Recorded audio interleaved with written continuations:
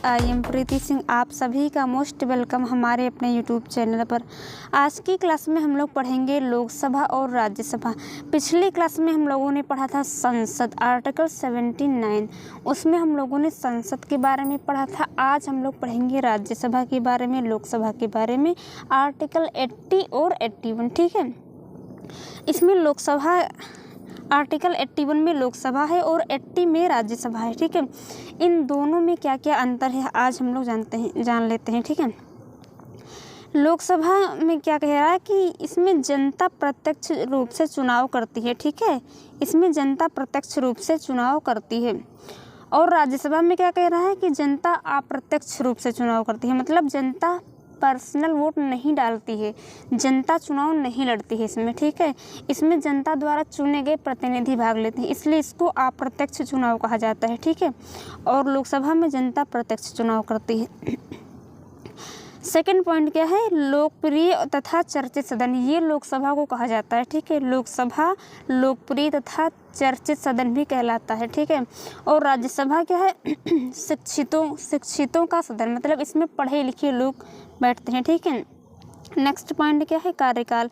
इसमें लोकसभा का जो कार्यकाल है बेटा 5 ईयर का होता है, 5 साल का, लेकिन 5 साल से ये पहले भी भंग हो सकती है। ठीक है, और इसमें राज्यसभा में क्या कहा गया है, इनका कार्यकाल अस्थायी होता है, यानी 6 साल का होता है, और पर 2-2 साल पर इसका इलेक्शन होता है। ठीक है, और फिर से लोकसभा में क्या कह रहा है, इसका विघटन हो सकता है, क्योंकि ये 5 साल से पहले भी भंग हो सकती है, लेकिन राज्यसभा का विघटन नहीं हो सकता है। ठीक है, नेक्स्ट पॉइंट क्या कह रहा है, लोकसभा अस्थायी तथा निम्न सदन है, ध्यान दीजिएगा आप लोग।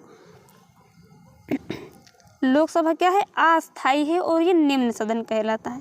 ठीक है, और राज्यसभा क्या है, स्थायी है और उच्च सदन है। ठीक है, और नेक्स्ट पॉइंट क्या कह रहा है, इसमें जो आयु होती है, इसमें जो लोग रहते हैं लोकसभा में, उनकी आयु क्या होती है, 25 ईयर होती है। ठीक है, और इसमें राज्यसभा में कितने ईयर के लोग जा सकते हैं, 30, क्योंकि इसमें राज्यसभा में जो लोग बैठते हैं उनकी जो कम से कम एज होती है ना, वो 30 साल होती है, और जो लोकसभा में बैठते हैं उनकी 25 होती है। लोकसभा में 25 ईयर के लोग बैठते हैं, इसलिए इसको युवाओं का सदन कहते हैं। ठीक है, और इसमें राज्यसभा में 30 ईयर तक के लोग बैठते हैं, इस 30 ईयर कम से कम होनी चाहिए, तो इसलिए उसको क्या कहते हैं, बूढ़ों का सदन कहते हैं। ठीक है, नेक्स्ट पॉइंट लोकसभा में कह रहा है, इनके जो अधिकारी होते हैं उनको क्या कहते हैं, अध्यक्ष और उपाध्यक्ष कहते हैं, और राज्यसभा के जो अधिकारी होते हैं उनको सभापति और उपसभापति कहते हैं। ठीक है, नेक्स्ट पॉइंट लोकसभा में कह रहा है, अधिकतम सदस्य संख्या कितनी होती है, 552, लेकिन बेटा 552 ये पहले होती थी। ठीक है, लेकिन अब ये प्रेजेंट टाइम में कितनी है,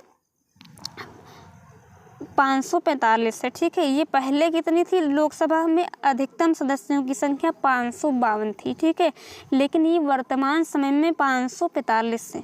ठीक, राज्यसभा में अधिकतम सदस्य संख्या कितनी थी, पहले थी 250, और अब कितना है, 245 वर्तमान में। ठीक है, अब लोकसभा में क्या कह रहा है, नेक्स्ट पॉइंट, इसमें जो मनोनीत सदस्य होते हैं वो कितने होते हैं, 2 होते हैं, जिसको राष्ट्रपति द्वारा मनोनीत किया जाता है। ठीक है, और राज्यसभा में मनोनीत कितने होते हैं, 12 सदस्य होते हैं। ये लोकसभा के जो मनोनीत होते हैं 2 होते हैं, ये भी राष्ट्रपति द्वारा चुने जाते हैं, और जो राज्यसभा के मनोनीत होते हैं वो 12 सदस्य होते हैं। ठीक है, ये था आज हम लोगों ने पढ़ा आर्टिकल 80 और 81, राज्यसभा और लोकसभा के बारे में। ठीक है, इसको आप लोग अच्छे से पढ़ लीजिए। मिलते हैं फिर नेक्स्ट क्लास में। Bye bye.